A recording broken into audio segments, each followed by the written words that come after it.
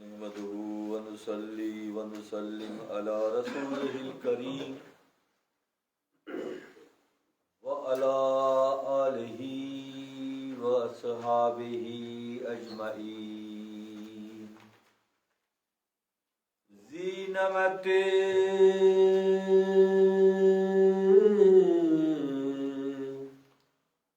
زینمت بسیار برهان گفت شیر. زینمت بسیار برهان گفت شیر. که از جواب آن جبریان گشتند سیر.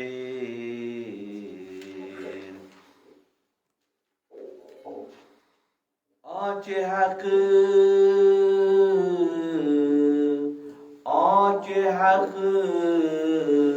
آموخت بر زنبور را. آنچه حق آموخت بر زنبور را. آن باشد شیر را و گور را. زاهد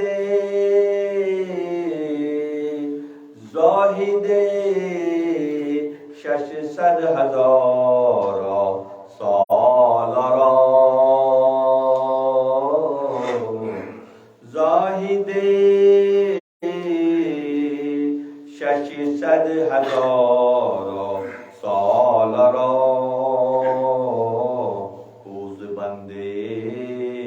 اوز بنده ساخت گوسال را. علم های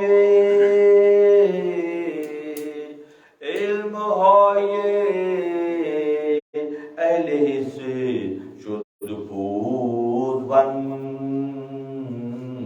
تا نگیرد شیر از آن علم بلند. گر بصورت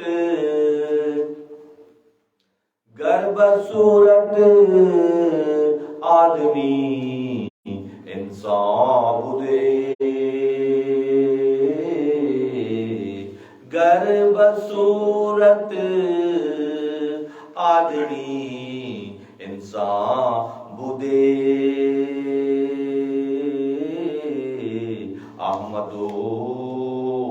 احمدو بو جہل ہم یکساں شدے. انتہائی واجب الاحترام شب جمعہ کے سامعین مجلس درس مثنوی حضرت مولانا جلال الدین رومی رحمۃ اللہ علیہ. اللہ تعالیٰ کا بے حد شکر احسان ہے کہ ہمارے مرکز خانقاہ مولا روم میں اس خانقاہ کی تعمیر کی غرض و غایت یہ ہے کہ یہاں سے حضرت مولانا جلال الدین رومی رحمۃ اللہ علیہ کی تعلیمات کے فروغ کے لیے ہمہ وقت جو ہے یہ کارگزاریاں عمل میں لائی جائیں، تاکہ اس شعبہ علم کے حوالے سے جو خلا پیدا ہو گیا ہے اس کو پر کیا جائے، اور ہمارے اندر جو تفکر کا جذبہ جمود کا شکار ہو گیا ہے اس کو دوبارہ سے ایکٹیویٹ کیا جائے، متحرک کیا جائے. آج کی جو معاملات ہیں آج کل کے وہ یہ ہیں کہ جمود طاری ہو گیا ہے، تحریک ختم ہو گئی ہے. ہم اندھی تقلید میں مصروف ہیں، اور اندھی تقلید کیا ہے؟ ایک بندہ آنکھوں کے سہارے چلتا ہے، ایک بندہ لاٹھی کے سہارے چلتا ہے.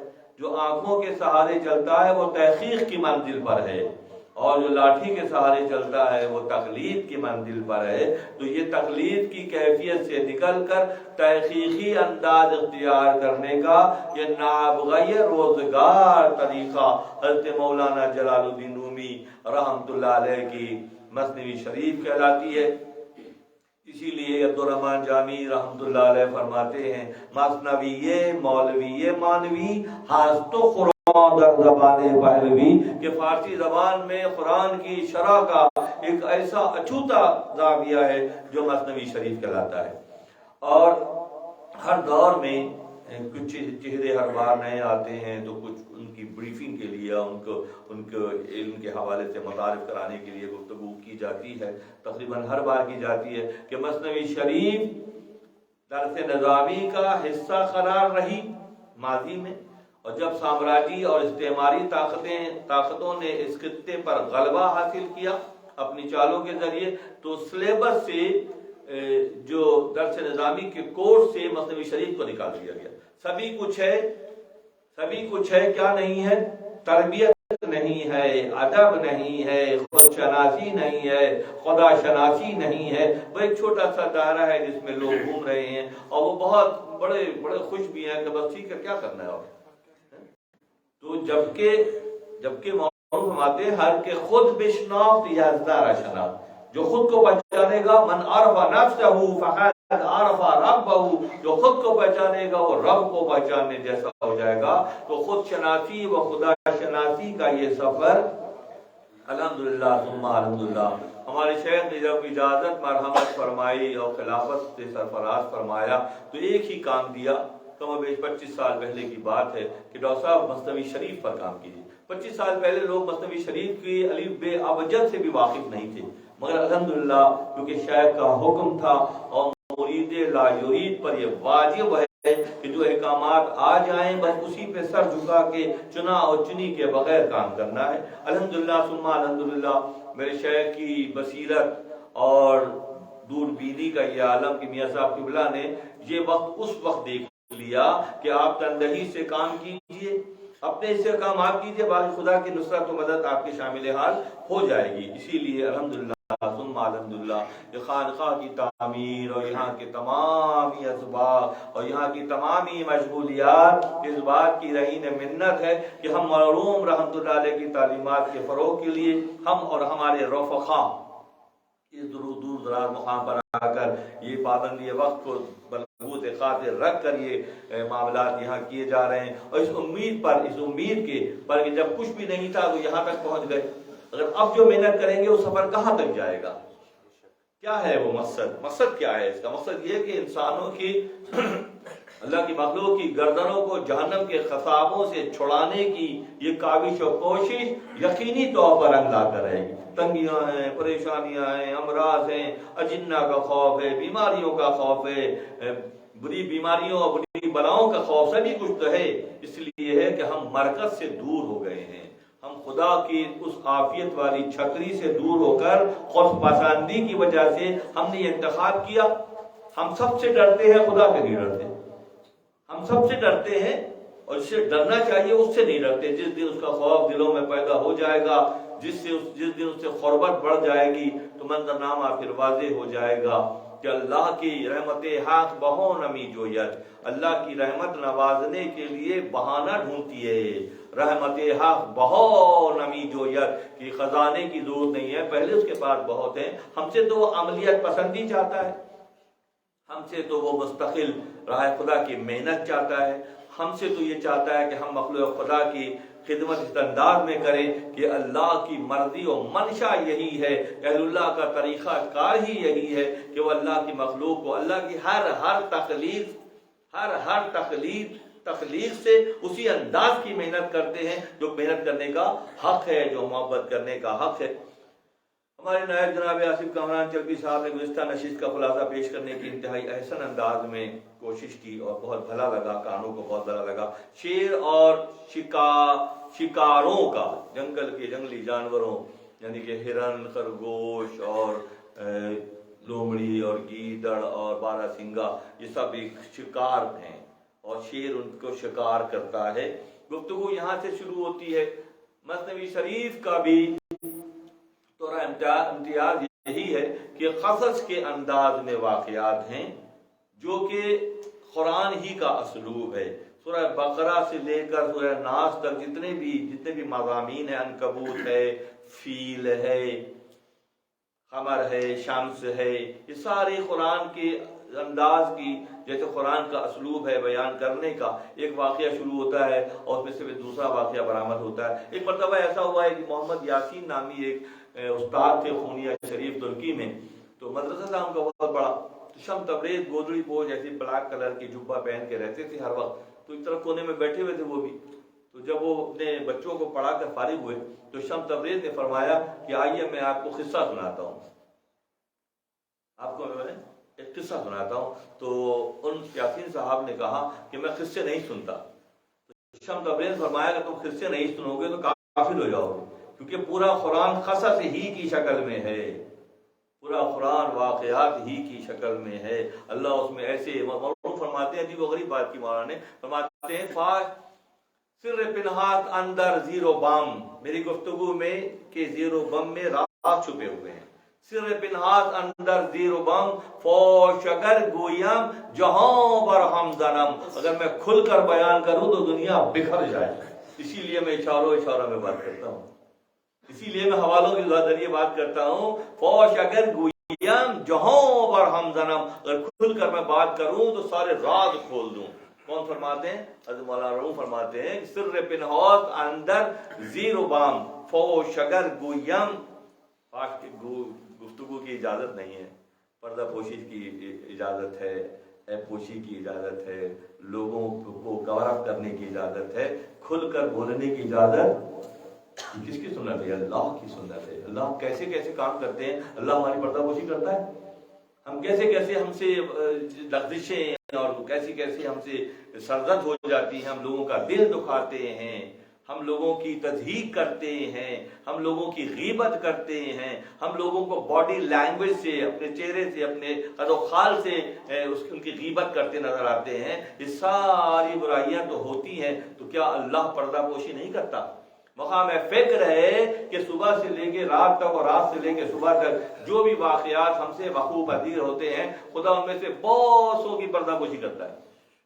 اور اگر کوئی ہم جہاں برہم درم، اگر کھل کر بیان کریں تو جہاں برہم زنم۔ تو گزشتہ 2 نشستوں میں بھی یہی واقعات شیر اور شکاروں کے رہے، آج کی نشست بھی اسی حوالے سے ہے، کیونکہ بات صرف شیر اور جانوروں کی نہیں ہے، بلکہ بات ہمارے اور آپ کے فہم کی ہے، سوچنے کی ہے، تفکر کرنے کی ہے۔ جب بہت زیادہ باتیں ہوئی کہ توکل اہم ہے، توکل کی ضرورت ہے اور کوئی کام کاج کرنے کی کوئی ضرورت نہیں ہے، تو یہ جیسے میں نے پہلے گزشتہ نشست میں عرض کیا کہ باغ کا مالک مالی کو بیلچہ دیتا ہے، اس کا بیلچہ دینا اس بات کا ثبوت ہے کہ جاؤ جا کے کام کرو، بیلچہ کام کے لیے استعمال ہوتا ہے۔ اللہ تبارک و تعالیٰ نے معلوم فرماتے ہیں، جو ہمیں بیلچہ دیا ہے، یہ ہاتھ ہمارے بیلچہ نما ہے، اللہ نے ہمیں بیلچہ دیا ہے، یہ بیلچہ اس بات کا اشارہ ہے کہ جاؤ کام کرو، ہاتھ پہ ہاتھ رکھ کے مت بیٹھے رہو۔ تو زاویہ نگاہ کی بات ہے، جو لوگ تربیت میں ہوتے ہیں، جو اہل اللہ سے تعلق میں ہوتے ہیں، جو ان کی روش پر چلنے کی صحیح اور کوشش کرتے ہیں، ان کا معاملہ پھر الگ ہوتا ہے۔ بہت سی باتیں زی نمد بسیار برہاں گفت شیر، بہت سی ایسی باتیں ان لوگوں سے شیر کی ہوئی اور شیر نے وہ باتیں سنی۔ زی نمد بسیار برہاں گفت شیر، کس جواباں جابریاں گشتند سے، یہاں تک کہ وہ لوگ تھک گئے شیر کی دلیلوں کی بنیاد پر۔ یہ جو ہے کام کرنے، محنت کرنے، جد و جہد کرنے پر اصرار کر رہا ہے، جبکہ وہ اپنی جان بچانے کے لیے، اپنے آپ کو محفوظ رکھنے کے لیے بہانے بازیاں کر رہے ہیں۔ زی نمد بسیار برہاں گفت شیر، کس جواباں جابریاں گشتند سے، یہاں تک کہ وہ سارے جبری جو ہے وہ عاجز ہو گئے، سیر ہو گئے۔ ربو خرگوش آہو و شغال، جب رب اشتون در وہ خیل و خال، روبہ لومڑی، خرگوش اور ہرن اور شغال کہتے ہیں فارسی میں گیدڑ کو، یہ سارے عاجز ہو گئے۔ آدھا کردن باشیر زیوں، کون دری بیٹے نصیدت در دیاں، کہ اب ٹھیک ہے، اب ایسا ہے کہ ہم آپ سے تھک گئے، مزید بات ہم نہیں کرنا چاہتے، بہت باتیں ہو گئیں، اب ایسا ہے کہ ہم آپ سے عہد کرتے ہیں، وعدہ کرتے ہیں کہ آپ کا کھانا آپ کو ملتا رہے گا۔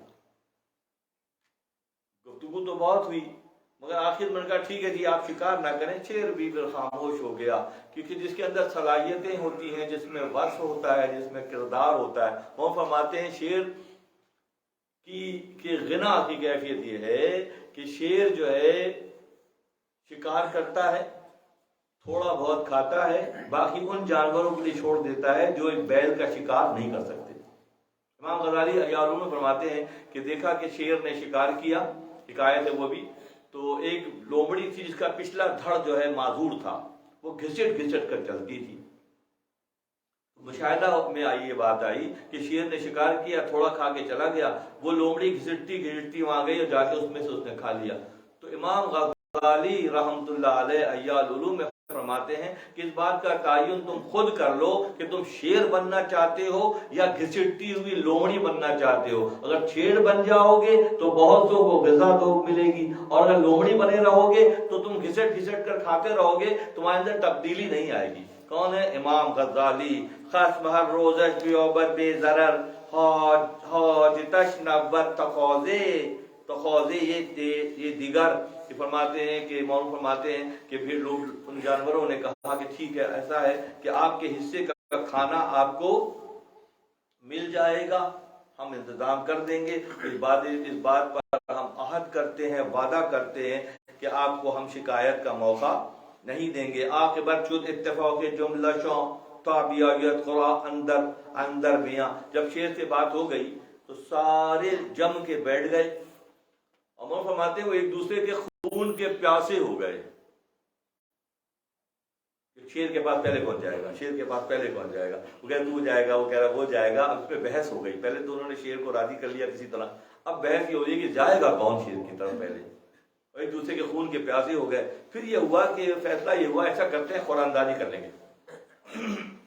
جس کے نام خورا نکلے گا بس وہ چیتے کی طرح دوڑتا ہوا شیر کے پاس جائے گا اور شیر کرنے والا بن جائے گا.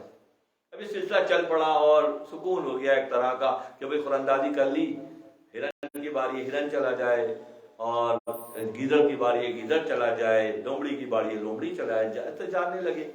پھر گھومتے گھومتے گھومتے گھومتے یہ جو ہے مولانا فرماتے ہیں یہ پیالہ جو ہے خرگوش کے پاس آیا. خرگوش کے پاس آیا تو خرگوش نے کہا کہ کیا کب تک یہ ظلم چلے گا، ایسے کیسے ہوگا، کب تک یہ جانیں ہم دیں گے، ہے نا.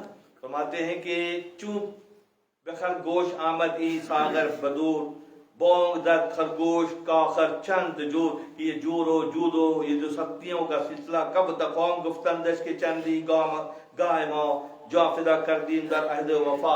کہ اس نے کہا کب تک چلے گا یہ نظام اور کب تک یہ ظلم ہوتا رہے گا، ہم جانے دیں گے. تو قوم نے کہا، لوگوں نے ان کے جانوروں نے کہا کہ وفاداری کرنا وعدہ ہم نے کیا ہے، اس سے ہم نہیں ہٹ سکتے بالکل بھی.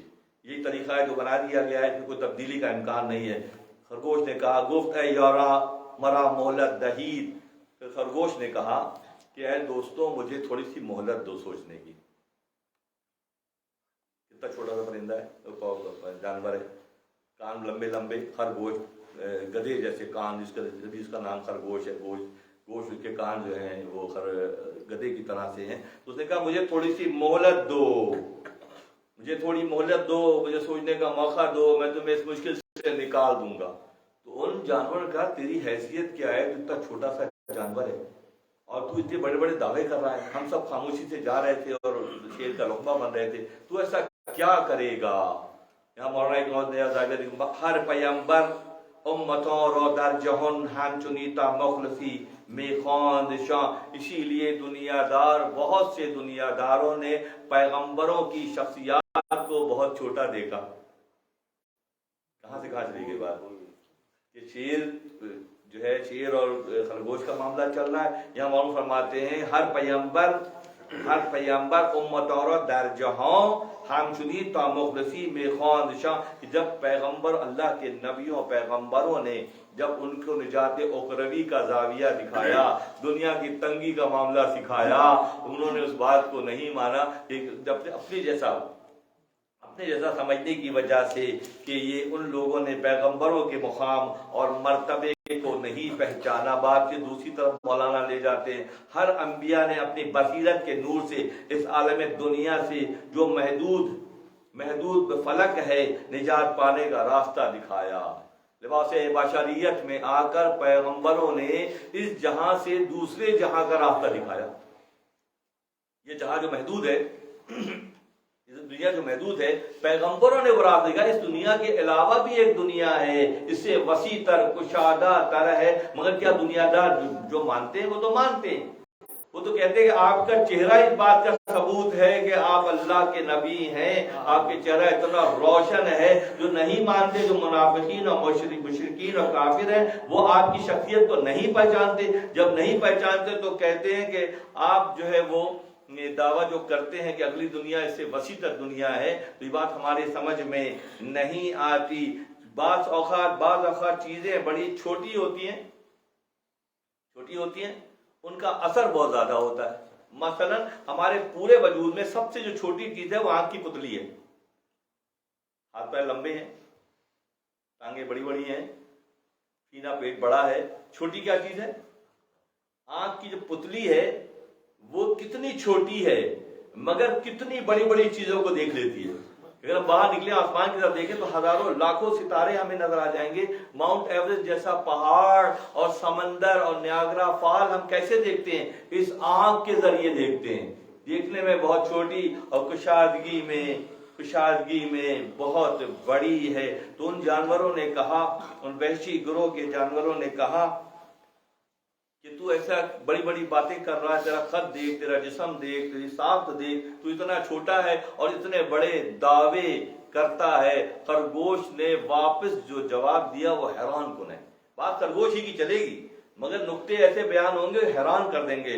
فرماتے ہیں آچہت آموخت مرزنبور را اون وشد شیر را و گور را، کہ اللہ تبارک و تعالیٰ نے جو فضیلت شہد کی مکھی کو دی ہے وہ شیر کو اور بیل کو بھی نہیں دی۔ دیکھیں دلیل کہہ رہا ہے، بظاہر خرگوش کہہ رہا ہے، مگر بات کتنی حقیقی ہے کہ فرماتے ہیں آج حق آموخت، جو سکھایا اللہ نے شہد کی مکھی کو، وہ شیر اور جنگلی بیل کو بھی اللہ نے نہیں سکھایا۔ کیوں کہ شہد کی مکھی ایک ایسی مخلوق ہے جس پر اللہ نے وحی کی ہے۔ سورہ نحل کا مضمون ہے کہ اللہ نے شہد کی مکھی پر، اللہ نے انبیاء کے علاوہ جن نفوس پر، جن کرداروں پر فضل فرمایا، اس میں شہد کی مکھی بھی شامل ہے کہ اللہ نے شہد کی مکھی کو، اور سورہ نحل کی آیت ہے کہ وہ پہاڑوں میں اور درختوں پہ، اونچی جگہوں پہ اس میں جو ہے وہ چھتے بناتی ہے، اس کے پیٹ سے ایسا ایک رقیق چیز ظاہر ہوتی ہے جس میں انسانوں کے لیے، یا یہ نہیں کہا کہ مومنین کے لیے شفا ہے، فی شفا للناس فرمایا، اس میں انسانوں کے لیے شفا ہے۔ مومن اور غیر مومن کوئی بھی شہد استعمال کرے گا، ایک پوری فیلڈ ہے، ایک پورا شعبہ ہے کہ اللہ نے وحی کی ہے شہد کی مکھی کو، تو کیسے کیسے راز ہیں جو شہد کے چھتے میں چھپے ہوئے ہیں۔ فی شفا للناس کی دلیل کے ساتھ اس میں انسانوں کے لیے یہ سبق جو اللہ نے شہد کی مکھی کو پڑھایا، وہاں فرماتے ہیں مثالیں پھر ایک سے بڑھ کر ایک سننے کو ملے گی، ایک سے بڑھ کر ایک۔ خرگوش کی زبان سے مثالیں کیسی کیسی ہیں، خرگوش اتنا چھوٹا جانور ہے اور وہ مثالیں گفتگو اس کی ہے، مگر ہمارے اور آپ کے لیے فرماتے ہیں کہ آنچہ حق آموخت مر زنبور را آن باشد شیر را و گور را، کہ شیر اور بیل کو بھی یہ آنچہ حق آموخت کرمے پیلا را ہیش پیلے دوند آنگو ہی لرا، اور جو اللہ نے ریشم کے کیڑے کو سکھایا وہ ہاتھی کو بھی وہ سبق نہیں سکھایا۔ اللہ نے ریشم کے کیڑے کو جو سبق سکھایا وہ ہاتھی کے پاس بھی ہنر نہیں ہے۔ اسی طرح فرماتے آدم خاکی دھک آموخت علم تاب ہفتم آسما افروخت، اسی طرح اللہ نے آدم خاکی پر وعلما آدم الاسماء کلہا کا سبق سکھایا۔ آدم خاکی کو، آدم السلام کا وجود مٹی کا وجود ہے، انسانی وجود مٹی کا وجود ہے، مٹی سے پیدا ہوتے ہیں، مٹی میں کھاتے پیتے ہیں، مٹی کی بنی چیز کھاتے پیتے ہیں اور پھر مٹی میں مل جاتے ہیں۔ یہ تو آمد الناس کا انداز ہے، اور جو اس حیات بشری میں اپنی تخلیق کے مقصد کو پہچان جاتے ہیں اور آدم علیہ السلام کی فضیلت کو جان جاتے ہیں، ان کا معاملہ کیا ہوتا ہے؟ ہے. دو مثالیں پہلے دی ہیں, شہد کی مکھی اور ریشم کے کیڑے کی مثال دی. دیکھنے میں بہت حقیر سی چیز ہے, دنیا کی نایاب چیز جو ہے ریشم کا کیڑا بناتا ہے. اسی طرح مولانا فرماتے ہیں آدم خاکی زہت آموخت التاب ہفتم آسما افروخت,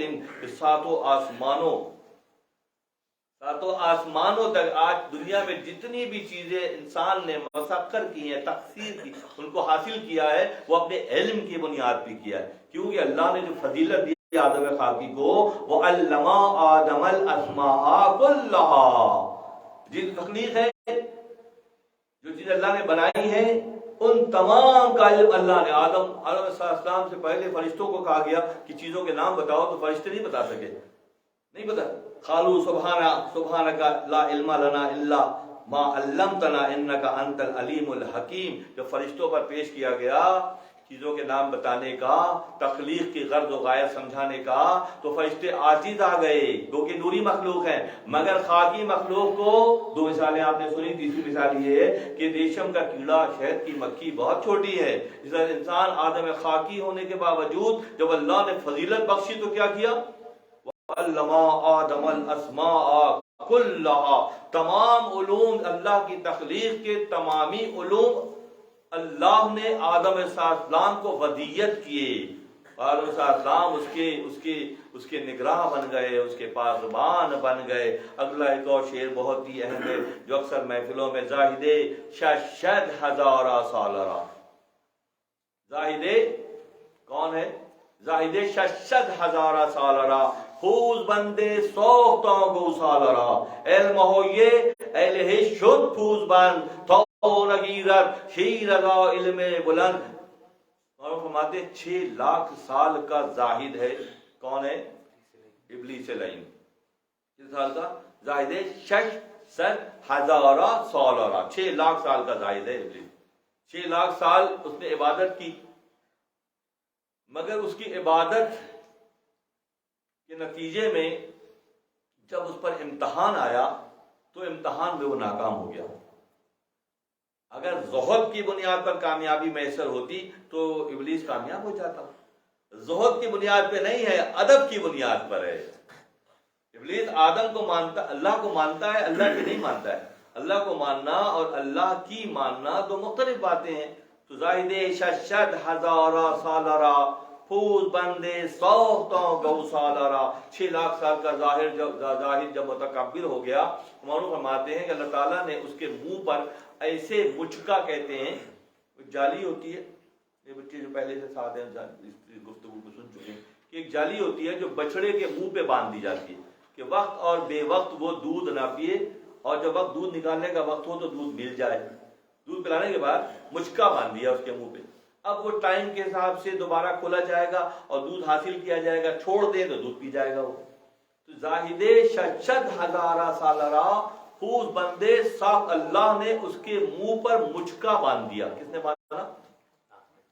6 لاکھ سال کا زاہد ہے, مگر ظاہر بینی کی بنیاد پر اس کے منہ پہ اللہ نے مچکا باندھ دیا.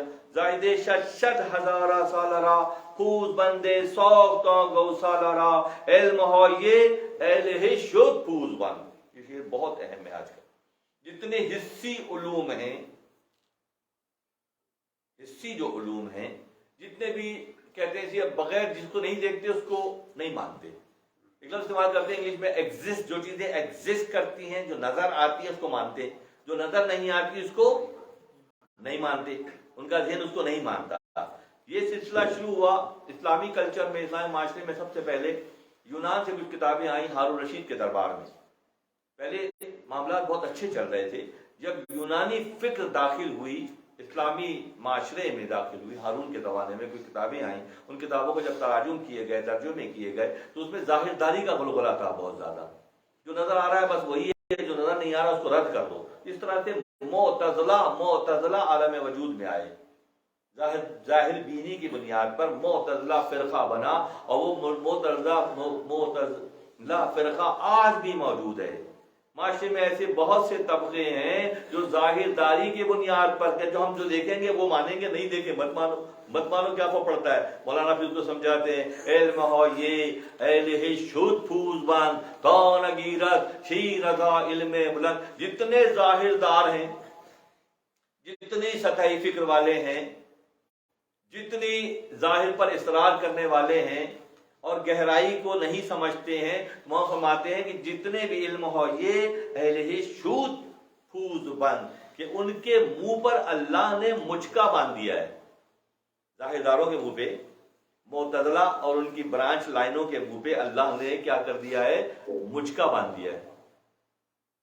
جو اہل اللہ کو نہیں مانتے، قرآن کے پیغام کو نہیں سمجھتے، جو اللہ کے مقصد تخلیق کو نہیں پہچانتے، وہ اپنی حیات کھانے کمانے سونے اولاد اور جب مال و متاع جمع کرنے میں سب کرتے ہیں۔ یہ کون سا طبقہ ہے معاشرے کا؟ سب جانتے ہیں، کہنے کی ضرورت نہیں ہے۔ معتزلہ کی جو برانچ لائن ہے آج بھی مصروف عمل ہے، وہ ظاہر داری پر اصرار کرتے ہیں۔ ان کی مثال ایسی ہے، مولانا فرماتے ہیں کہ اللہ نے علم ہو یہ اہل ہی شد پھوز بند تا نگیرد شیردا علم بلند، کہ بلند علم کا دودھ پھر ان کے حصے میں آتا ہی نہیں۔ بھائی وہ انکاری ہو جاتے ہیں کہ بھائی ہم جو دیکھیں گے اسی کو مانیں گے، جو نہیں دیکھیں گے اس کو نہیں مانیں گے۔ اس کا مطلب یہ نہیں ہے۔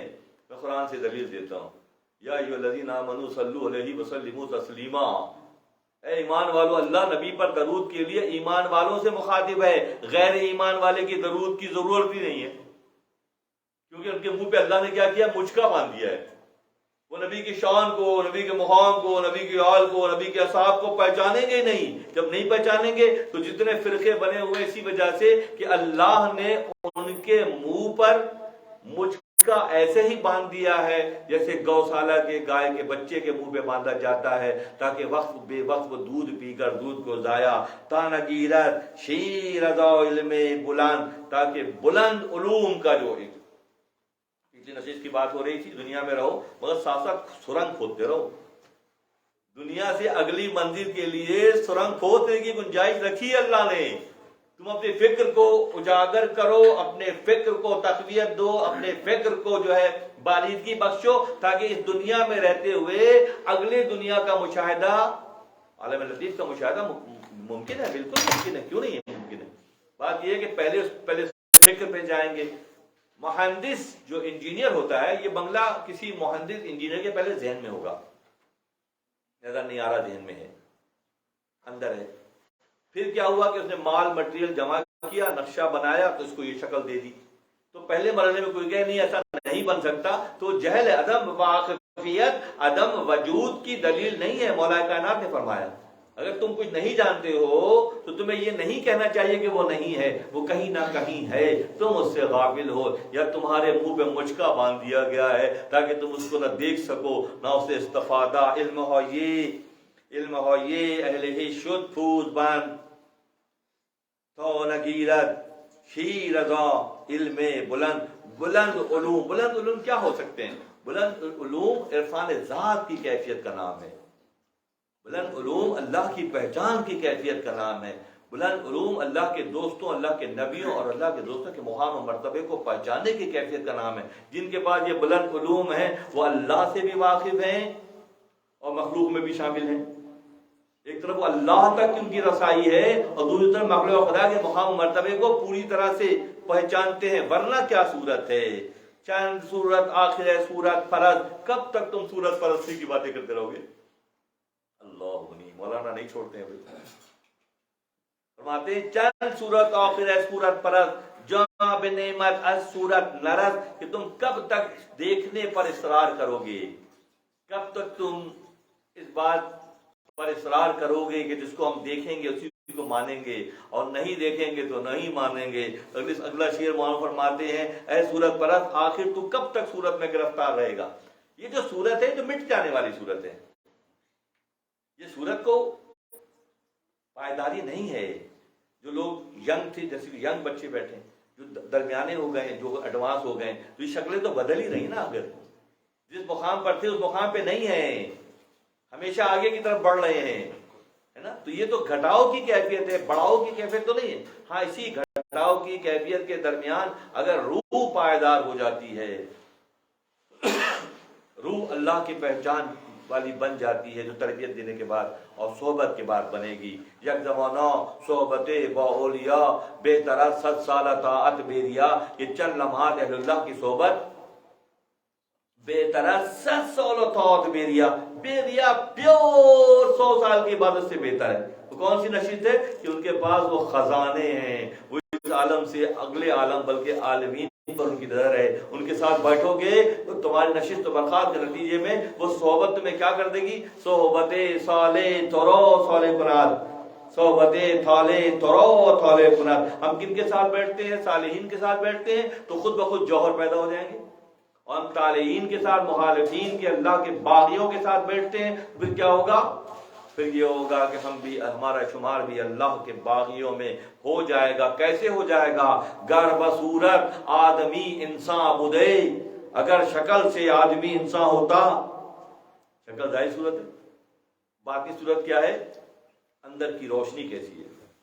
گر بصورت آدمی انسان بدے احمد و بو جہل ہم یکساں شدے. اگر شکل سے آدمی انسان ہوتا، شکل سے آدمی انسان ہوتا، معاذ اللہ فرماتے ہیں گر بصورت آدمی انسان بدے احمد و بو جہل ہم یکساں شدے. پھر ایک ہو جاتے.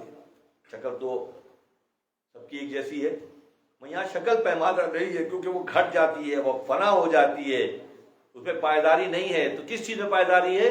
روح میں پائیداری ہے. گر بصورت آدمی انسان بدے احمد و بو جہل ہم یکساں شدے. کہ ابو جہل کی شکل بھی ویسی تھی، ابو جہل کی شکل بھی تھی، پیشانی تھی، آنکھیں تھیں، بابیں تھیں، داڑھی تھی، دہانہ تھا، کھڑے ہو کے چلتا تھا، کپڑے پہنتا تھا، سب کچھ کرتا تھا جو انسان کرتے ہیں. مگر شکل سے آدمی انسان نہیں ہے. شکل سے آدمی انسان نہیں ہے. کس سے انسان ہے؟ عمل سے آدمی انسان ہے. بات خرگوش کی اور شیر کی چل رہی ہے، اور کیسے کیسے اینگل ہیں جو معلوم ہمیں دکھا رہے ہیں. گر و صورت آدمی انسان بدے احمد و بو جہل ہم یکساں شدے. کہ دونوں ایک معاذ اللہ ہو جاتے. اللہ کے نبی خاتم النبیین ہیں، جہاں فرشتے کے پر جلتے ہیں وہاں سے آپ کا سفر شروع ہوتا ہے. شکل تو ابو جہل کے پاس بھی ہے، مگر عمل اور مقام و مرتبہ اس کے حصے میں کبھی بھی.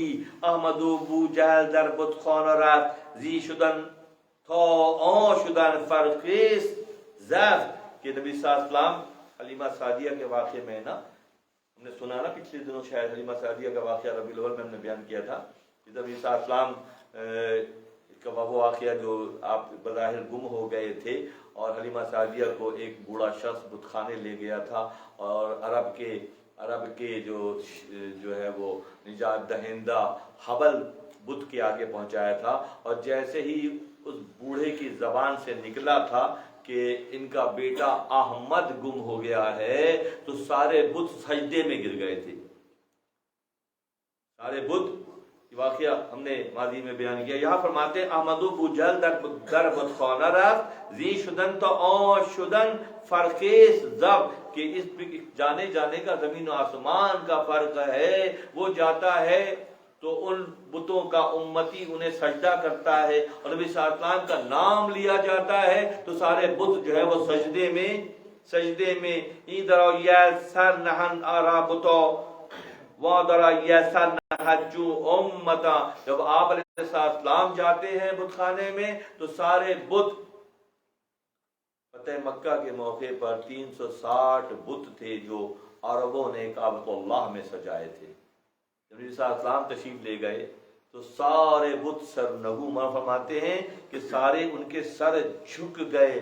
جال حق و ذاق الباطل ان الباطل کان زہوقا. کہ حق آ گیا اور باطل مٹ گیا، کیونکہ وہ باطل جو ہے وہ مٹنے کے لیے ہے. دونوں گئے، ایک گیا تو جا کے امتیوں کی طرح جیسے امتی ہوتے ہیں بتوں کے آگے سر ٹیک دیا ابو جہل نے. اور نبی صلی اللہ علیہ وسلم جب گئے تو آپ نے سارے بتوں کو پاش کر کے تا قیام قیامت تک کے لیے انسانوں کو ادنا پتھروں اور مٹی کے گارے کے بنے ہوئے بت سے نجات. قصر اسنام نبی صلی اللہ علیہ وسلم کا ظہور، لباس بشریت کا یہ ظہور قصر اسنام اور ترقی اقوام کے لیے ہے، بتوں کو توڑنے کے لیے اور قوموں کو ترقی دینے کے لیے نبی صلی اللہ علیہ وسلم کو اللہ نے لباس بشریت میں بھیجا. کئی مثالیں ہو گئی، شہد کی مکھی کی مثال ہو گئی، پھر ریشم کے کیڑے کی مثال ہو گئی. بظاہر نہ ان کی کوئی قدر نہیں ہے، مگر یہ قدر و منزلت اللہ کے ہاں کس انداز کی ہے کہ ریشم کا کیڑا وہ کرتا ہے کہ دنیا کی مہنگا ترین لباس جو وہ کیڑا جیسا کرم ہے جو ریشم جو ہے بناتا ہے. دیکھو مثال دی کہ فرق دکھایا نبی صلی اللہ علیہ وسلم اور ابو جہل کے درمیان، موازنہ کر کے دکھایا کہ گر بصورت آدمی انسان بدے احمدو بو جہل ہم یکساں شست سرے شیران عالم جملہ پاس چون سگے اصحاب روت او ندس. کہ پھر یہاں ایک اور مثال عجیب و غریب دیتے ہیں، دنیا کے سارے شیر اصحاب کہف کے کتے سے آگے نہیں بڑھ سکتے. دنیا کے سارے شیر، ان کا نام شیر رکھا گیا ہے، اس کتے سے فضیلت کے اعتبار سے کم ہے جس نے اللہ کے دوستوں کو پہچان کر ان کی مائیت اختیار کی اور 309 سال تک غار کے باہر بیٹھا رہا. خدا نے اسے فضیلت بخشی ان شیروں پر، دنیا کے سارے شیر. اور فرماتے ہیں شد سرے شیران عالم جملہ پھست، تمامی عالم کے شیر پھست ہو کر رہ گئے، کم حیثیت ہو کر رہ گئے. کس کے آگے؟ اس کتے کے آگے جس نے اللہ کے دوستوں کو پہچان لیا. یہ بھی نہیں ہے کہ وہ انبیاء میں سے تھے، یہ بھی نہیں ہے کہ اہل اللہ میں سے، وہ صرف اللہ کی محبت میں گھروں سے نکلے. اصحاب کہف اور ان کے محبت میں، ان کی محبت میں کتا ان کے ساتھ ساتھ لگ گیا. تو مولانا کا موقف یہ ہے کہ دیکھو بظاہر کتا ہے، بظاہر کتا ہے.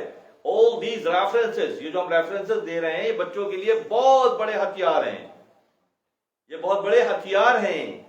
ہمیں کسی کو مرعوب نہیں کرنا ہے، ہم نے کسی کو روب نہیں ڈالنا ہے، ہم نے اپنی فکر کو جلا بخشنی ہے، ہم نے اپنے معاملات کو سیدھا رکھنا ہے. ہمارے علم میں یہ بات ہونی چاہیے کہ قرآن سے ازروئی یا قرآن کون کون سے واقعات ہیں جو قرآن میں رقم ہیں، اللہ نے لکھے ہیں. کس کی؟ انبیاء کی فضیلت بیان کرنے کے لیے، اہل اللہ کی فضیلت بیان کرنے کے لیے.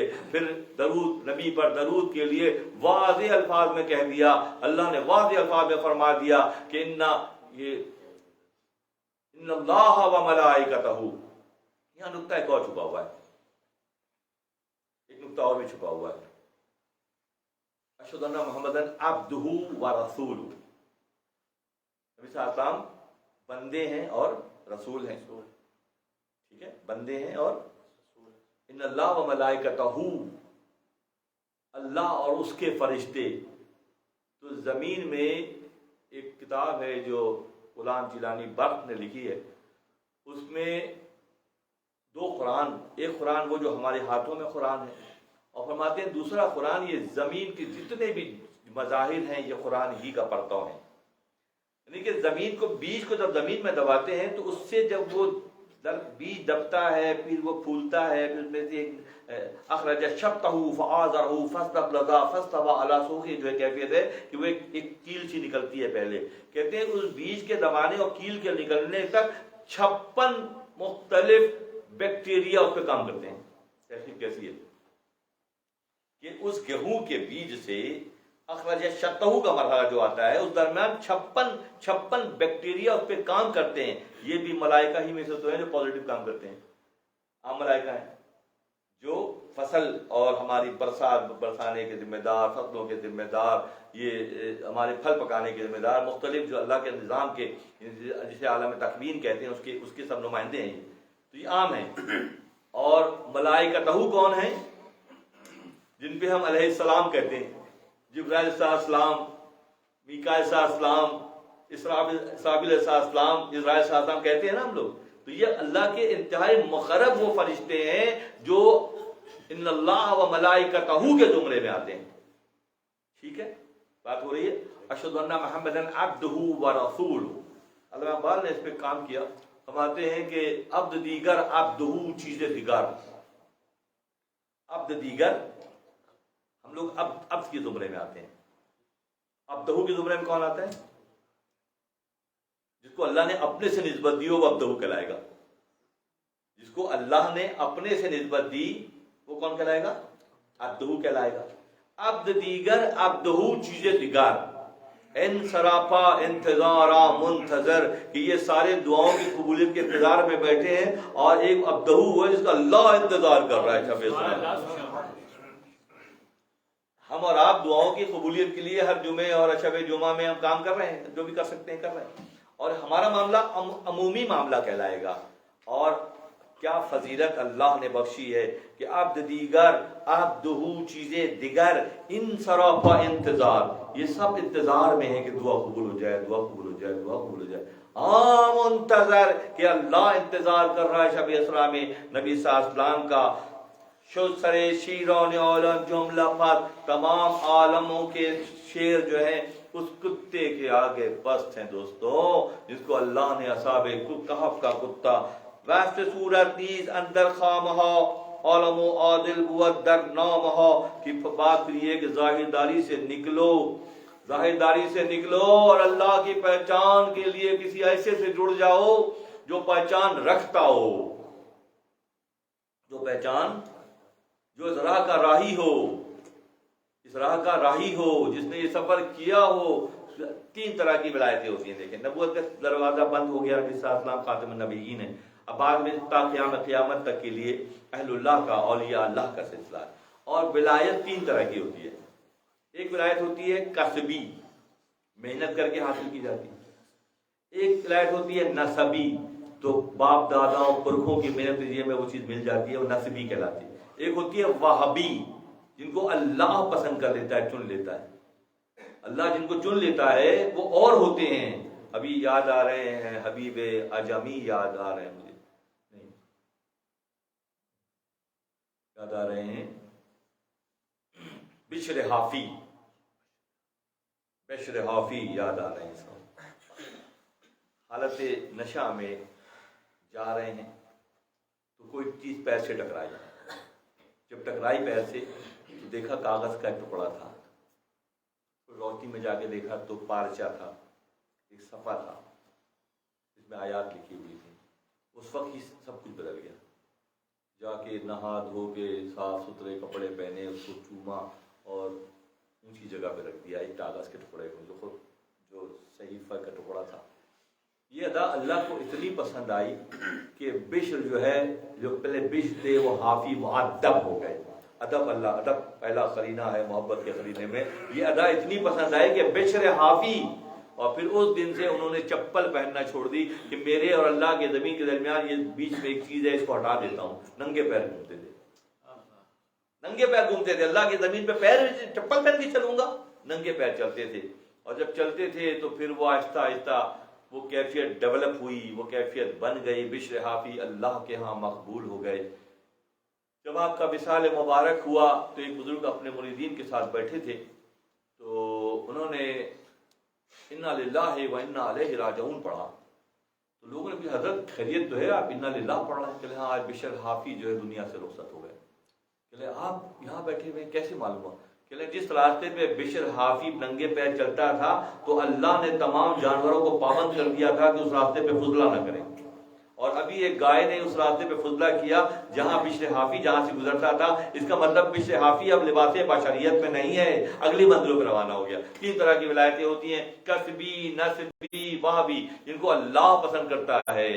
अल्लाह को कुछ मेहनत करते हैं, कुछ पुरखों का भी असर होता है। तो 2 तरह की विलायत है जो उनके हिस्से में आती है। और कुछ लोग वो हैं जिनमें कसबी भी हैं, मेहनत बहुत करते हैं, नस्बी भी है, बड़ों ने भी बहुत काम किया है, और वाहबी भी है कि अल्लाह ने उनको पसंद किया है। तो ये कैफियत किसमें मिलती है? गौस पाक में ये कैफियत मिलती है कि निस्बत भी मजबूत है, मेहनत शाका भी है, और अल्लाह भी पसंद कर रहा है। अल्लाह भी, तीनों विलायतें मुश्तमी है, एक जगह जमा है, वरना कहीं एक है और कहीं 2 है। तो बात यह है कि मेहनत करनी है, और मेहनत नतीजे में शक्ल शबाहत तो ऐसी रहेगी दोस्तों, इनर लेवल पर अंदरूनी तौर पर तब्दीली आएगी, वो बहुत हैरान कुन होगी। मौलाना फरमाते हैं, ऐसा करो ये तुम्हारे कान इस काबिल नहीं है, हक को नहीं सुन रहे, इनको बेच दो जाके। ये कान सुन रहे हो फिर भी नहीं सुन रहे हो, सुन रहे हैं फिर भी नहीं सुन रहे हैं। तो मौलाना फरमाते हैं, ऐसा करो इन कानों को, वलहुम आज़ानुन ला यस्मऊना बिहा, के कान तो रखते हैं मगर सुनते नहीं। बात चल रही थी गोश्त گوش خر بفروش دیگر گوش خر، یہ بیچ دو یہ والے کان۔ اللہ کی نسبت میں بھی ہیں، صحبت میں بھی ہیں، دیکھ بھی رہے ہیں، آنکھوں سے دیکھ رہے ہیں، دیکھ نہیں رہے، کانوں سے سن رہے ہیں، نہیں سن رہے، تو کیا کرو؟ مولانا فرماتے ہیں ان کانوں کو بیچ دو، جا کے دوسرے اچھے والے کان خرید لو، تاکہ کانوں کے ذریعے تمہارے وجودوں میں مثنوی شریف کسی کو نہیں چھوڑتے ہیں، اگلے سمے میں پھر کسی کی گرفت ہوتی ہے، پھر اگلے سمے میں پھر کسی کی گرفت ہوتی ہے۔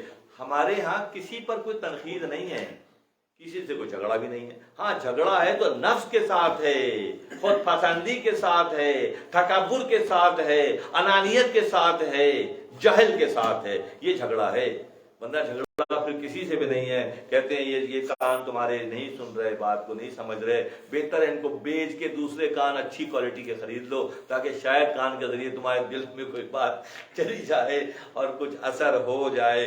اس طرح کی باتیں مثنوی شریف میں ذکر دانش خرگوش و بیان فضیلت منافع دانش کا بات آگے بڑھا رہے ہیں۔ آدمی را دشمن پنہور، وہی بات آگے اگلے مرحلے میں فرماتے ہیں کہ اتنی مشقت محنت کر کے کان بیچ کے نئے کان لینے کے باوجود بھی ہوشیار رہنا کہ آدمیوں کے، انسانوں کے بہت سے چھپے ہوئے دشمن ہوتے ہیں۔ الرٹ رہنا ہے، ہوشیار رہنا ہے، غفلت کی گنجائش نہیں ہے۔ آدمی را دشمن پن ہو بسیز، آدمی با حذر عاقل کسیز، فرماتے ہیں انسان کو اللہ نے فضیلت بخشی ہے، مگر اس کے بہت سے چھپے ہوئے دشمن ہیں۔ سب سے بڑا دشمن تو ابلیس لعین ہے، اور ابلیس لعین کے ساتھ اس کی ذریت ہے، اس کی فکر جیسے لوگ ہیں۔ ابلیس کی دشمنی مسلمانوں ہی سے نہیں ہے، ابلیس کی دشمنی اولاد آدم سے ہے، کیونکہ پہلے جب بات ہوئی تھی اور جب اس نے تکبر کیا اور آندے درگاہ ہوا تو اس نے صاف الفاظ میں کہا کہ بما اغویتنی معاذ اللہ، جس طرح تو نے مجھے اغوا کیا میں اولاد آدم کو گمراہ کروں گا۔ تو اللہ نے فرمایا تھا کہ جو میرے بندے ہیں، وہی بات دو والی بات ہے، جو میرے ہیں وہ تیرے بھڑکاؤ میں نہیں آئیں گے، کہ وہ میرے ہیں۔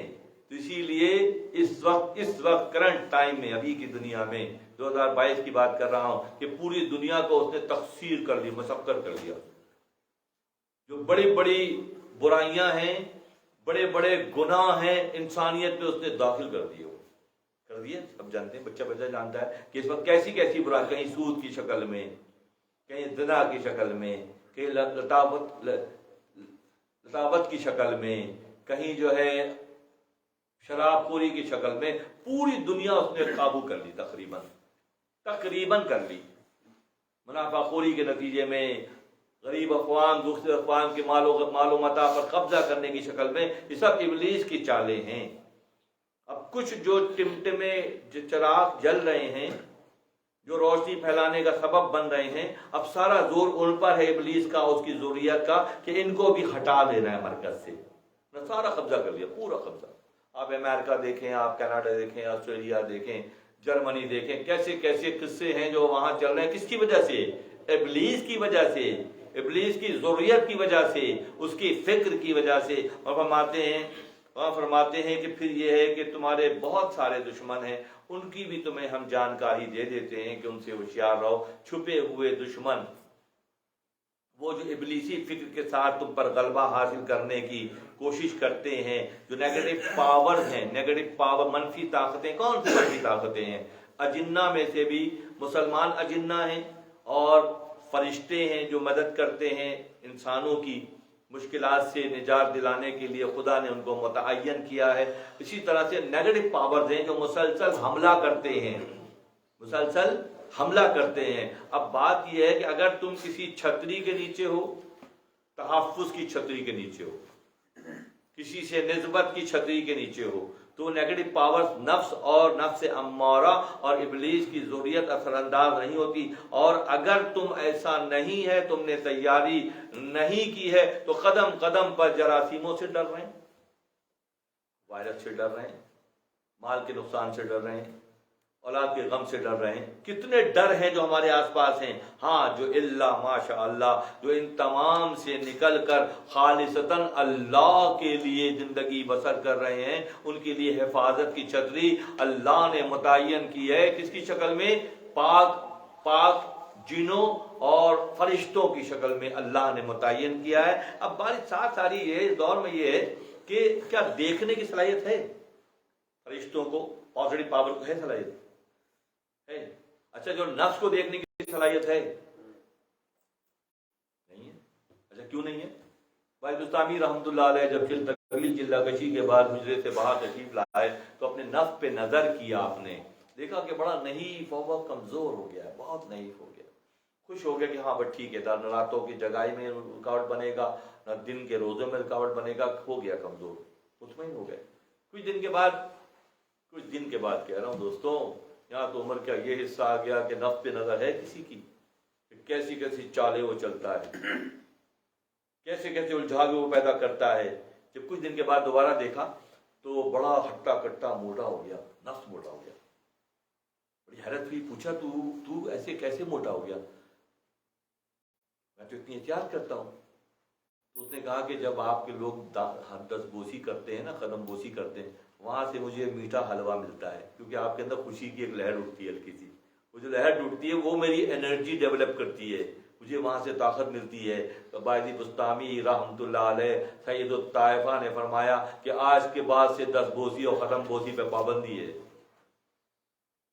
کیونکہ ایک لمحے کے لیے بھی جو اللہ کے دوست ہوتے ہیں وہ لمحہ ہوشیار ہوتے ہیں، ہر لمحے جاگنے کی منزل پر ہوتے ہیں. تو پھر ان کی بچت کا معاملہ ہوتا ہے. تو اب ہم اور آپ اس کے لیے پیغام یہ ہے کہ کسی ایسے سے تعلق جڑنا چاہیے جو نفس کی ان چالوں اور ابلیس اور اس کی ذریت کے پھیلائے ہوئے جالوں سے کیا ہو، محفوظ رہ سکیں، محفوظ رہ سکیں. ورنہ اس کے علاوہ کوئی صورت نہیں ہے جس پہ جا کر جو ہے ہم بچت کا راستہ ہمارے حصے میں آئے گا.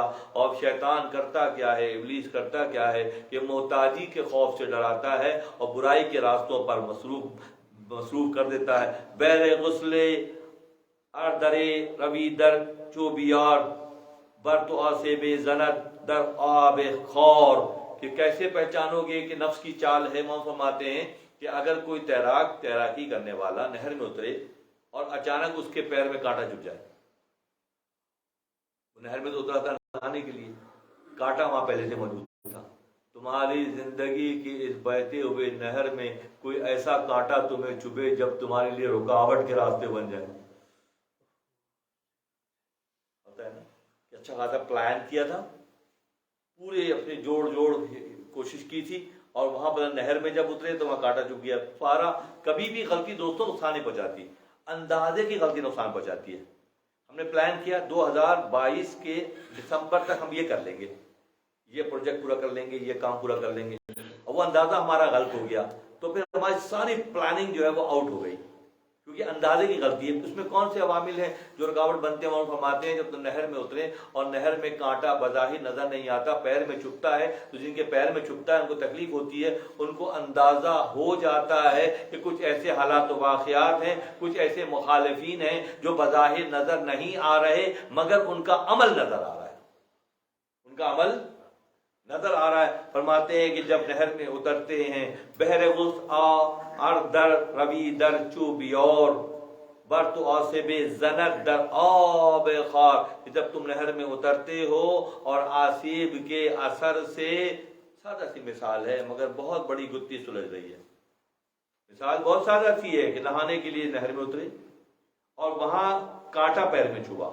اٹ مینس کہ کوئی اور طاقت بھی ہے جو مصروف عمل ہے، تمہیں نقصان پہنچانے کے در پہ ہے، بظاہر تم اس کو نہیں دیکھ رہے. اب اس کو جب نہیں دیکھ رہے اور نقصان ہو رہا ہے تو سمجھدار کرتا کیا ہے کہ سمجھدار اس علامت کو سمجھ کر اپنی پوری اسٹریٹجی چینج کرتا ہے کہ کچھ نہ نظر آنے والی طاقتیں نقصان پہنچا رہی ہیں، تو اس نقصان سے بچنے کے لیے پھر کیا ہے کہ پھر کوشش کی جاتی ہے.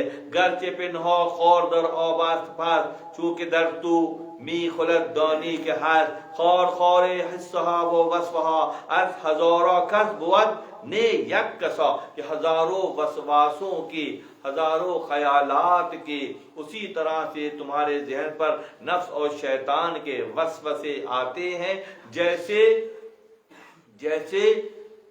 یہ جو چھاچھ ہوتی ہے اس پہ مکھیاں آتی ہیں. اس کو اس طرح سمجھ لیں کہ یکسوئی نہیں ہے. اب بہت تیزی سے فیصلے بدلتے ہیں. فیصلے یکسوئی ہوتی ہے. ثم استقاموا تتنزل علیہم الملائک. تم استقامت دکھاؤ اللہ ملائکہ کا نزول کرے گا. ملائکہ نہ نظر آنے والی مخلوق تمہاری استقامت سے مشروط ہے کہ تم استقامت دکھاؤ گے تو اللہ اسباب کو ملائکہ کو تمہارے لیے نازل کرے گا. ہم ملائکہ کو نہیں دیکھتے, ہم اسباب کو دیکھتے ہیں. ایک طرف ہم کانٹے کو نہیں دیکھتے, چبھنے کو دیکھتے ہیں. تو نیگیٹو پاورز کی ایکٹیویٹی ہمارے سامنے آتی ہے. جب ہم پازیٹیو ہو جاتے ہیں تو ملائکہ کا نزول کیسے ہوتا ہے؟ استقامت کی بنیاد پر ہوتا ہے. بہت تیزی سے جو لوگ رائے بدلتے ہیں, صبح کچھ ہے اور شام کچھ ہے, استقامت نہیں ہے. تو اللہ یہ تقاضا قرآن میں کر رہا ہے ثم استقاموا تتنزل علیہم الملائک. تم استقامت دکھاؤ. استقامت مشروط ہے ملائکہ کے نزول سے. استقامت دکھاؤ گے اللہ ملائکہ کا یعنی اعمال و اسباب کا وسائل کا بے دریغ آپ کی طرف آنا, یہ اللہ کی طرف سے ملائکہ کا نزول ہے. اسباب ڈھلے ڈھلائے آپ کے پاس آتے ہیں. کس صورت میں؟ جب آپ استقامت دکھاتے ہیں. اور جب استقامت نہیں دکھا پاتے تو نیگیٹو پاورز کا اثر کیا ہوتا ہے؟ یکسوئی ختم ہو جاتی ہے, غلطیاں بڑھ جاتی ہیں. تلاوت قرآن میں بے شمار غلطیاں. نماز 4 رکعت ہے تو اب یاد نہیں آ رہا کہ 4 پڑھی کہ 3 پڑھی, یعنی کہ وہ نیگیٹو پاورز کانٹے چپ رہے ہیں. یہ اب ہے نا, خیرات بھول گئے, وضو نہیں رہا. کیوں غور نہیں کرتے لوگ کہ یہ چھوٹی چھوٹی وہ کانٹے ہیں جو ہمیں صبح سے لے کے شام تک چپ رہے ہیں. شفا نہیں مل رہی, علاج پہ پیسے خرچ ہو رہے ہیں مگر شفا ہاتھ حصے میں نہیں آ رہی, تنگیاں ختم نہیں ہو رہی. تو یہ کون سی باتیں ہیں؟ یہ وہ باتیں ہیں کہ جیسے نہر میں نہانے کے لیے اترے اور کانٹا چبھا دکھ ہوا, اس طرح زندگی کے مختلف درجوں میں بھی ایسی کیفیت ہے کہ وہ دکھ جو ہے لپٹا ہوا ہے, جان نہیں چھوٹ رہی. ایک سے نکلے دوسرے میں پھنس گئے, دوسرے سے نکل گئے تو تیسرے میں پھنس گئے. بوشتا حصہ یہ تو مبدل چور تب بینی شکل مشکل شان ہو مشکل حل شور. جب تم یکسوئی کی منزل پر آ جاؤ گے اور اللہ سے تعلق کی منزل پر آ جاؤ گے, پھر کیا ہوگا؟ یہ کیفیت جب تمہیں اس راستے پر لے جائے گی جو اہل اللہ سے قربت اختیار کرو گے. اور جب تم اہل اللہ سے قربت اختیار کرو گے, خوفتہ کی کنار بیدار. جو سویا ہوا ہے وہ کیا کسی کو اٹھائے گا؟ جو سویا ہوا ہے, ان ساری جو پرابلمز کی ذکر ہوا کہ بیماریاں, تنگیاں, پریشانیاں, دکھ, اختلافات, حسد, بغض, عداوت, یہ سب کچھ جو کچھ ہو رہا ہے یہ بیماریاں ہیں, یہ وہ کانٹے ہیں جو ہر وقت چبھ رہے ہیں. اب یہ کانٹے ہر وقت چبھ رہے ہیں تو پھر سے بچت کی صورت کیا ہے؟ بچت کی صورت یہ ہے کہ خفتہ کھے کند بیدار. جو خود سویا ہوا ہے وہ کیا کسی کو اٹھائے گا؟ خود سویا ہوا ہے وہ نہیں اٹھا پائے گا, جو جاگا ہوا ہے وہ اٹھائے گا. تو ضرورت کس امر کی ہے؟ اس پوری گفتگو خلاصہ یہ ہے کسی جاگے ہوئے سے جوڑنے کی ضرورت ہے, کسی ایسے سے تعلق جوڑنے کی ضرورت ہے جو تمہیں اس دنیا میں سرنگ کھود کر دکھا دے اور اگلی دنیا کے مناظر دکھا دے. ایک پہاڑ کی بلندی ہے اور جب بلندی پہ پہنچتے ہیں تو وہاں کا منظر, دوسری جانب کا منظر اتنا خوبصورت ہے کہ کوئی اس طرح واپس نہیں آتا. پھر سرنگ کھود کر اگر اگلی منزل دکھا دی جائے کسی کو تو معلوم فرماتے ہیں کہ اس طرف کوئی نہیں آتا. جو پہاڑ کی بلندی پہ پہنچے گا تو وہاں کے بعد جو اگلی وادی کا منظر اتنا خوبصورت ہے کہ یہاں کوئی واپس نہیں آئے گا. جو آ کے اسٹوریاں سنا رہا تھا وہ گیا ہی نہیں وہاں پہ, سمجھو. اگر وہ وہاں تک پہنچ جائے، اس منزل پہ پہنچ جائے، تو پھر کوئی وجہ نہیں ہے کہ وہ دوسری طرف نہ اتر جائے، اور جب دوسری طرف اتر جائے گا تو آ کے پھر کہانیاں نہیں سنائے گا. کیونکہ عالم لطیف کا معاملہ یہ ہے کہ لطافتوں کی وہ منزل جس کی پہلی سیڑھی جنت ہے اور اس کی انتہا جو ہے عرش ہے. اور مومن کا معاملہ یہ ہے، مومن اپنی مومنانہ شان کے ساتھ سخت محنت، سخت مجاہدہ، سخت درگزر، سخت اللہ کے مخلوق کے ساتھ معاملات میں آسانی والا معاملہ جو مومنانہ شان کے ساتھ کوئی بندہ یہ کرتا ہے تو معروف فرماتے ہیں کہ اس کو اس محنت کا صلہ اللہ کی جانب سے دو طرح کا ملے گا. ایک ساری مخلوق کی جانب سے اللہ دے گا اور ایک اپنی جانب سے دے گا. ایک کام کے دو تنخواہ، ایک کام کی ایک محنت کی دو محنتانہ، کہ وہ اس راستے میں جب چلے گا تو المعروف فرماتے ہیں کہ مومن اس مومنانہ شان کے ساتھ زندگی گزارتا ہے کہ جب اللہ اپنی مخلوق کی جانب سے بھی دیتا ہے اور اپنی جانب سے بھی دیتا ہے، تو ایک کام کے دو محنتانہ اس کو ملتا ہے، دو سیلری ملتی ہے، دو انسینٹیو ملتے ہیں. تو وہ کیا ہوتے ہیں؟ وہ کیا ہوگا؟ ڈبل جو سیلری یا ڈبل محنتانہ ملے گا وہ کیا ہوگا؟ مومن اللہ کے دیدار سے کم پر راضی نہیں ہوگا. مومنانہ شان کے ساتھ ساری محنتیں کاوشوں کے بعد، لباس بشر کا دور پھونک پھونک کے گزارنے کے بعد جو اگلی منزل پہ پہنچے گا تو اس کو جو محنتانہ اللہ دے گا، وہ اللہ جو محنتانہ اس کو ڈبل دے گا، وہ کیا ہوگا؟ مولانا فرماتے ہیں کہ مومن اللہ کے دیدار سے کم پر راضی نہیں ہوگا. کچھ اور مانگنا میرے مسلک میں ہے حرام، کچھ اور مانگنا میرے مسلک میں ہے حرام.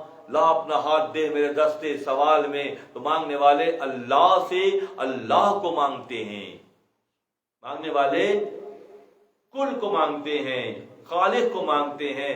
مخلوق کے ساتھ صرف وقت گزاری والا معاملہ ہوتا ہے. اگلے مرحلے میں فرماتے ہیں مشورت کر دے پیغمبر بستصر، گفت ایشانش جواب و بے خبر. ان تمام مرحلوں کو طے کرنے کے لیے بعد ابھی خرگوش اور شیر کی چلے گی، غالباً اگلے ہفتے بھی چلے گی، اور کیونکہ ایسے ایسے نکات اس میں چھپے ہوئے ہیں، اسی گفتگو میں وہ ساری بات چھپی ہوئی ہے، تو یہ اگلے ہفتے بھی انشاءاللہ یہی موضوع رہے گا. نبی صلی اللہ علیہ وسلم کی مبارکہ معروف فرماتے ہیں کہ ان تمام معاملات کو سمجھنے کے لیے اور اپنی زندگی کے ضابطۂ حیات اور لائعمل کو طے کرنے کے لیے اللہ کے نبی کا مشورہ یہ ہے مشورت کر دے پیغمبر بستصر، گفت ایشانش جوابو بے خبر. تم یہ کرو کہ پھر ان تمام معاملات گتھیوں کو سلجھانے کے لیے، حقیقت تک پہنچنے کے لیے، اللہ کی پہچان کے لیے، اللہ کے دوستوں سے تعلق کو استوار کرنے کے لیے تم یہ کرو کہ مشورت کرو. مشورہ کرنے کے لیے کہا گیا کہ اگر کوئی مشورہ کرنے والا نہ ملے تو دیوار سے مشورہ کرو. دیوار جواب نہیں دے گی، مگر مشورے کی اہمیت کو اجاگر کیا گیا، کیونکہ لوگ جو اپنے خود ساختہ فیصلے کرتے ہیں، اپنی بنیاد پر، انانیت کی بنیاد پر زندگی کا سفر طے کرتے ہیں اور کسی کے آگے گھٹنے موڑ کر نہیں بیٹھتے. پوری خونیہ شریف میں معروف رحمۃ اللہ علیہ کا کوئی مقابل نہیں تھا، پوری خونیہ میں کوئی نہیں تھا. امام المسلمین خونیہ شریف میں آپ کے والد گرامی بہاؤ الدین بلخی رحمۃ اللہ علیہ کی خانقاہ میں معروم کا یہ عالم تھا کہ کوئی اور بندہ خونیہ شریف میں کھا ہی نہیں. سردی کے دن ہوتے تھے، رات کے پچھلے پہر جب مولانا اپنی نشست گاہ میں اللہ کی حمد و ثنا بیان کرنے کے لیے بیٹھتے، کھڑے ہوتے، تو آپ کے آنسو زمین پر گرتے ہوئے آواز آتی، ٹپ ٹپ کی آواز آتی. تو آپ کی اہلیہ محترمہ کرا خاتون آ کے قدموں سے لپٹ جاتی کہ آپ امام المسلمین ہیں، پوری پورنیہ شریف میں کوئی آپ کا مقابل نہیں ہے، اور پھر آپ اتنی زاری کرتے ہیں، اتنا گریہ کرتے ہیں. اور جواب دیتے کہ میرے کچھ دوست میرے آسرے پر سو رہے ہیں، اس لیے میں کھڑا بھی ہوں اور زاری بھی کر رہا ہوں. تو کون ہوتے ہیں؟ یہ اہل اللہ ہوتے ہیں. انہی سے مشورت کا اشارہ ہے کہ ایسی شخصیات سے مشورہ کرو تاکہ تمہارا بھی ضابطۂ حیات بہتر ہو جائے. ٹپ ٹپ آنسو کا گرنا اور معروم رحمۃ اللہ علیہ کی اہلیہ کا سوال کرنا، معروم رحمۃ اللہ علیہ کا جواب دینا کہ میرے کچھ دوست میرے آسرے پر سو رہے ہیں. کیونکہ اہل اللہ کا معاملہ یہ ہوتا ہے کہ ان کی گردن صرف اکیلی جہنم سے چھوٹ جائے تو کمال کی بات نہیں ہے. اللہ کی مخلوق کی گردنوں کو بھی جہنم کے خسابوں سے چھڑانا اہل اللہ کا مشن ہوتا ہے، اور اس راستے پر وہ بڑے استقامت سے چلتے ہیں۔ المیہ یہ ہوا اس دور میں کہ ہم نے اہل اللہ سے اپنے تعلق کو، اس خطے میں کیا کیا شیطان، دوسرے خطوں میں تو اس نے زنا بھی اور لوتیوں کا بھی غلبہ ہو گیا اور شراب کا بھی ہو گیا اور سود کا بھی ہو گیا، سب بڑے عام طور پہ چل رہے ہیں۔ اس خطے میں کیا کیا انہیں ابلیس نے؟ اس خطے میں اہل اللہ سے دور کر دیا۔ اس خطے کے بدبختوں کو انہوں نے، ابلیس کی چال نے اہل اللہ سے دور کر دیا، اللہ کے دوستوں سے۔ کیوں؟ کہتے کہ ہمارے جیسے انسان ہیں، تمہارے جیسے انسان ہیں، مگر جو مکھی، شہد کی مکھی ٹنوں کے حساب سے شہد بنا دیتی ہے، ریشم کا کیڑا ٹنوں کے حساب سے ریشم بنا دیتا ہے، اور شکل سے انسان نہیں بلکہ عمل سے انسان ہے۔ یہ سارے حوالے اس بات کا بیان ثبوت ہے کہ جو حق سے دور ہوا، وہ اہل اللہ سے جو دور ہوا وہ حق سے دور ہو گیا، اور جو اہل اللہ سے جڑا رہا، جو اللہ سے جڑا رہا، ان کا معاملہ پھر یہ ہو گیا کہ نجات اخروی، یہاں کا بھی سکون اور آخرت کا بھی سکون۔ یہ مشن ہے اہل اللہ کا کہ اللہ کی مخلوق کو اللہ نے ایسے نہیں چھوڑ دیا۔ اللہ جو ایک اپنے بندے سے 70 ماؤں سے زیادہ محبت کرتا ہے۔ کابرا یکبور بیتی گفت یار، پورے قرآن میں ایک مقام پر آیا ہے جس کو اللہ نے کعبۃ اللہ کو اپنے سے نسبت دی۔ تخر بیت للطائفین والعاکفین ورکع السجود، سورہ بقرہ۔ کعبۃ اللہ کو اللہ نے اپنے سے نسبت دی، بیتی کہا، یہ میرا گھر کہا۔ مولانا فرماتے ہیں کعبہ یک بور بیتی گفت یار، گفت یا عبدی مرا 70 بار، اور 70 مقامات پر آیا ہے میرے بندے میرے بندے میرے بندے۔ اللہ اپنے بندے سے 70 ماؤں سے زیادہ، ایک ماں پیدا کرتی ہے کتنے حقوق جتاتی ہے؟ ایک ماں جب پیدا کرتی ہے تو کتنے حقوق، اور قرآن میں اور احادیث میں ماں کا مقام امرتا اللہ تقول اف، یہاں تک کہ اف بھی نہیں کر سکتے ان کے آگے تم، یہ قرآن کا میسج ہے۔ مگر اس کے کتنے حقوق ہیں؟ تو جو اللہ 70 ماؤں سے زیادہ چاہتا ہے، ماں کی جہاں اینڈنگ ہوگی وہاں سے 70 ٹائمز اوپر جاؤ گے بچوں تو اللہ کی حد شروع ہوگی۔ 70 گنا زیادہ چاہتا ہے وہ اپنے بندے کو، بشرطے بندہ اس کی پہچان کا حق ادا کرے، اور اگر نہیں سمجھ میں آ رہا تو آخری شعر کا یہ جملہ ہے کہ پھر مشورہ کر لے تاکہ تنگیوں، پریشانیوں، الجھنوں، بیماریوں، اختلافات، رنجشوں اور برائیوں سے بچ سکے۔ یہاں پر آ کر آج کا مضمون اختتام پذیر ہوتا ہے۔ وآخر دعوانا ان الحمد للہ رب العالمین۔